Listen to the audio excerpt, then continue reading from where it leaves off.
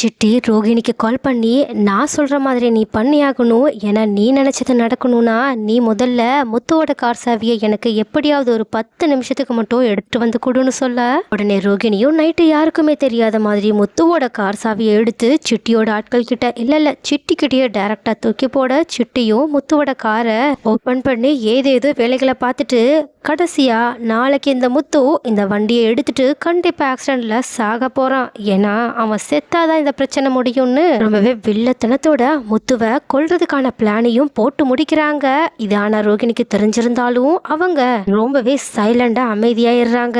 ஆனா அடுத்த நாள் இந்த விஷயம் தெரியாத முத்துவோ மீனாவை கூட்டிட்டு தன்னோட கார்ல போகலான்னு சொல்லிட்டு பூவெல்லாம் ஏத்திட்டு போற நேரமா பார்த்து மீனா கிட்ட இருந்து பூ வாங்குறதுக்காக அந்த ஆட்கள் டைரக்டாவே வந்து மீனா கிட்ட பூவை வாங்கிட்டு போக, மீனாவும் அத டைம் இருக்குல்லங்க வாங்க சாப்பிட்டுட்டு போகலான்னு முத்துவை கூப்பிட்டு சாப்பிட வச்சுட்டு அதுக்கப்புறமா அவங்க வெளியே வந்து பார்க்கும்போது ஏதோ முட்டை வியாபாரி ஒருத்தங்க முத்துவோட கார் ஃபுல்லா முட்டையை கொட்டி வச்சிருக்காங்க.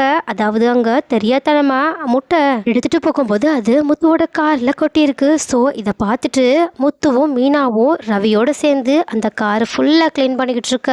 ஆனா சிட்டியோ அவங்களோட ஆட்கள் மூலியமா முத்து அந்த காரை எடுத்துட்டு போயிட்டானான்னு சொல்லிட்டு கன்ஃபார்ம் பண்ணி கேட்க, ஆனா அந்த ஆட்கள் நடந்த விஷயத்த சிட்டி கிட்ட சொல்ல, சிட்டியுமே செம்ம டென்ஷனோட எப்படா முத்து அந்த காரை எடுத்துட்டு போயிட்டு ஆக்சிடென்ட் ஆகி சாக போறான்னு சொல்லிட்டு வெயிட் பண்ணிக்கிட்டு இருக்க.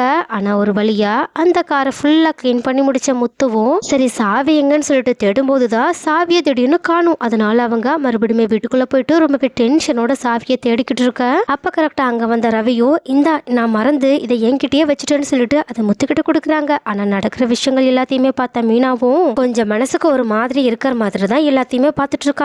ஆனா முத்துவோ சரி சவாரிக்கு லேட் ஆயிடுச்சுன்னு சொல்லிட்டு காரை ஸ்டார்ட் பண்ண போனா காரும் ஸ்டார்ட்டே ஆக மாட்டேங்குது. உடனே மீனா முத்துக்கிட்ட போயிட்டு எனக்கு என்னமோ காலையில இருந்து எல்லாமே தப்பா நடக்கிற மாதிரி தோணுது. அதனால நீங்க இன்னைக்கு ஒரு நாள் மட்டும் சவாரிக்கு போகாம இருந்தா நல்லா இருக்குங்கன்னு சொல்ல, இதை கேட்டுட்டு ஷாக்கான முத்துவோ என்ன மீனா என்னைக்குமே நான் போகலன்னு சொல்லி சொன்னாலும் நீங்க போயிட்டு வாங்கன்னு என்ன அனுப்பி வைப்ப, இன்னைக்கே நான் என்ன போக வேண்டாம்னு சொல்லிட்டு இருக்க, சும்மா இரு, இன்னைக்கு வேற முக்கியமான சவாரி இருக்கு, எதுவா இருந்தாலும் நான் வந்து பேசிக்கிறேன்னு சொல்லிட்டு அவங்க அந்த காரை எடுக்க ட்ரை பண்ணிக்கிட்டே இருக்காங்க. ஸோ கைஸ் முத்து இந்த பேராபத்துல இருந்து எப்படிதான் தப்பிக்க போறாங்க, அவங்களுக்கு உதவ மீனா மூலயமாவோ மற்றவங்க மூலயமாவோ ஏதாவது ஒரு உதவி கிடைக்க போதா, அடுத்து முத்துவுக்கு என்னதான் ஆக போகுது, நீங்க என்ன நினைக்கிறீங்க, உங்களோட கருத்துக்கள் என்னன்றத கமெண்ட்ல சொல்லுங்க.